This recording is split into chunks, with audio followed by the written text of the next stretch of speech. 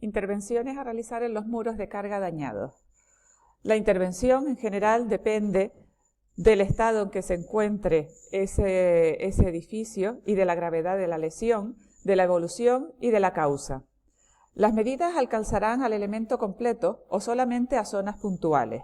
En los edificios de carácter histórico-artístico que requieren un tratamiento riguroso, es necesario que la restauración sea identificable incluso cuando se hayan utilizado materiales iguales a los originales. En cualquier actuación que se realice, deberemos asegurarnos de realizar una traba longitudinal y transversal adecuada entre los muros y los elementos anteriores. Dentro de las intervenciones de los muros portantes, podemos hacer la adición de una estructura paralela, la rigidización del sistema estructural mediante una serie de elementos, o bien una consolidación. Con respecto a la adición de una estructura paralela, si el muro, después de haberlo consolidado, sigue siendo incapaz de soportar cargas, podemos adicionar una estructura paralela a la ya existente que absorberá las cargas sobrantes y descargará el muro debilitado, recuperando la seguridad estructural del edificio. Aquí tenemos un par de ejemplos de cómo realizar esa adición de una estructura paralela. Primero habrá que quitar el revoque y dejar lo que es el muro visto, limpiar las grietas con chorro de arena y después rellenar esas grietas y aplicar a ambas caras del muro pues una malla metálica que lo que va a hacer es hacer de estructura paralela a la que ya se encuentra realizada. Otro sistema sería la rigidización del sistema estructural. Lo vamos a hacer mediante una serie de elementos que su función va a ser estabilizar la lesión, actuar sobre la causa, sellar superficialmente la fisura y consolidar para que vuelva a funcionar mecánicamente según la resistencia prevista. Se puede realizar mediante cosidos y grapados para recuperar la continuidad de las dos partes y que vuelva a trabajar de una manera solidaria. Se trata de una serie de piezas metálicas en forma de U que se encastran a uno y otro lado de la grieta y se fijan con mortero.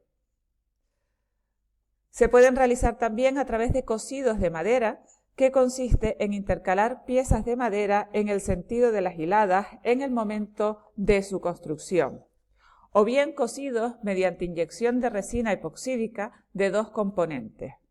Aquí tenemos la forma de ir realizando ese cosido o ese grapado. Hay que estabilizar en un principio la lesión, vamos a ir trabajando esa grieta y limpiarla y después introducir una grapa que puede ser un cosido, que puede ser metálica, que puede ser de madera, para posteriormente restaurar o consolidar, más que restaurar, consolidar esa zona. Mediante tirantes, que son piezas metálicas que absorben las tensiones originadas por el empuje de arcos, bóvedas y cubiertas y contrarrestan sus deformaciones. Esa sería otra de las formas de realizar una rigidización del sistema estructural, añadiendo una serie de tirantes. Mediante cercos, que lo que hacen los cercos es bordear toda la estructura. Se pueden realizar también mediante cercos metálicos, cercos de madera o bien cercos de hormigón y rigidizan ese sistema estructural. Añadiendo contrafuertes. Los contrafuertes se añaden normalmente como elemento preventivo y en reparación de estructuras. Consiste en ampliar el grosor de muro donde presenta deformaciones importantes. Su uso más frecuente es en abombamientos para mantener la verticalidad del muro. Suele acompañarse con tirantes, no va solamente la rigidización con contrafuertes, sino con tirantes. Armaduras para fábricas se llaman normalmente fábricas armadas y consiste en armar los tendeles del muro. Es un sistema preventivo normalmente que se utiliza para la fisuración. Dota al muro de una capacidad de tracción. Se utiliza para afrontar asientos diferenciales del terreno, flexiones de vigas y forjadas, contracciones y dilataciones.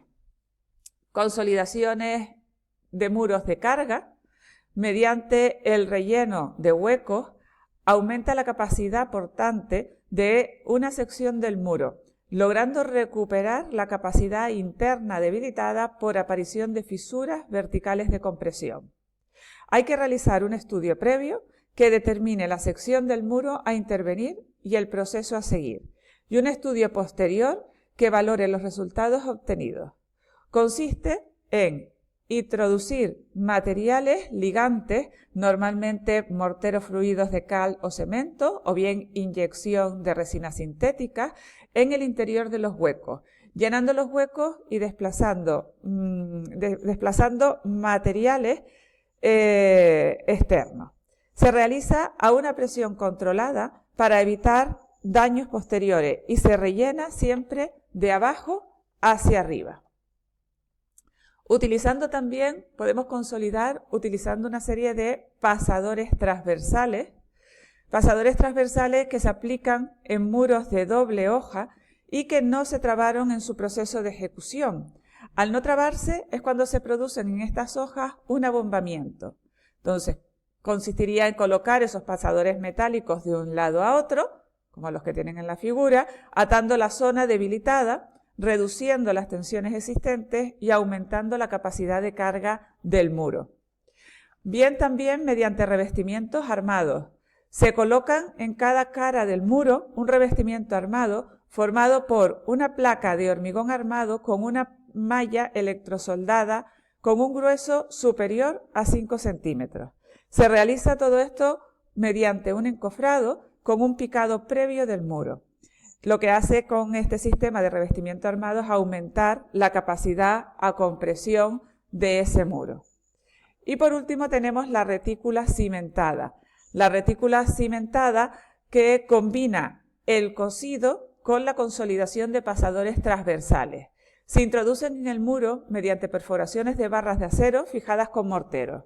Las perforaciones se realizan de una manera oblicua y normalmente haciéndola coincidir con las juntas, más que otra cosa por consideraciones estéticas.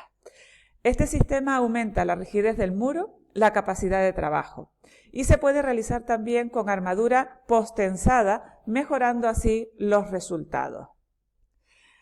En estructuras de muros no portantes, son muros que no efectúan trabajos resistentes, con lo que en ellos no hablamos de lesiones mecánicas, sí las consecuencias de acciones mecánicas que actúan sobre ellos. Repercute en ellos, por ejemplo, el asiento puntual de la estructura. Pero estos muros no tienen ningún tipo de acción mecánica, con lo cual las lesiones mecánicas no se van a producir. Las causas que lo producen. Las causas que producen lesiones en muros no portantes son la deformabilidad excesiva de los forjados, es la más común. Se producen a través de las flechas de los forjados, generando fisuras parabólicas en la parte inferior del cerramiento. Se confunden, en muchos casos, con las de asientos diferenciales. Tenemos también otras causas por movimientos higrotérmicos, que son las variaciones de temperatura y de humedad. Normalmente afectan a los cerramientos de fachada. Provocan retracciones y dilataciones en las piezas. Se manifiesta a través de grietas verticales, que pueden ser reversibles con la alternancia. Aumentan las dilataciones en fachadas, normalmente orientadas al oeste y al sur. Comportamiento de los diferentes materiales de cerramiento y de la estructura. Eso genera también movimientos higrotérmicos y sus cambios de volúmenes o deformaciones. Tenemos también las producidas por morteros en estado plástico. Ocurre en el periodo de fraguado. Son grietas muertas normalmente.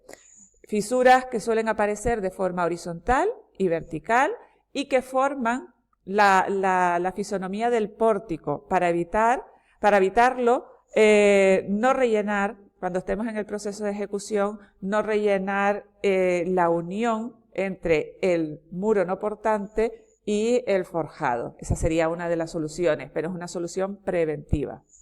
El comportamiento térmico. El comportamiento térmico de elementos individuales que necesitan contraerse y dilatarse. Hay que establecer juntas entre lo que sería el muro no portante con la parte estructural.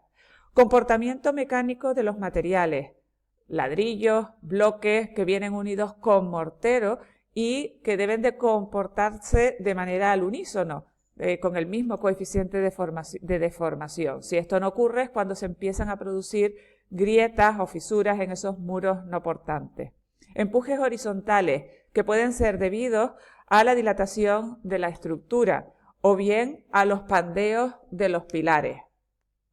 Aquí tenemos varios ejemplos de esas lesiones que se pueden producir en los muros no portantes, algunas de ellas causadas o debidas a la estructura de la edificación. Si el edificio es alto, si es bajo, cómo se van produciendo ese tipo de grietas en los comportamientos higrotérmicos, que suelen ser verticales y en la unión de la estructura. Intervenciones que se realizan en estos muros no portantes. Bueno, pues como veníamos diciendo, lo primero es intervenir la causa.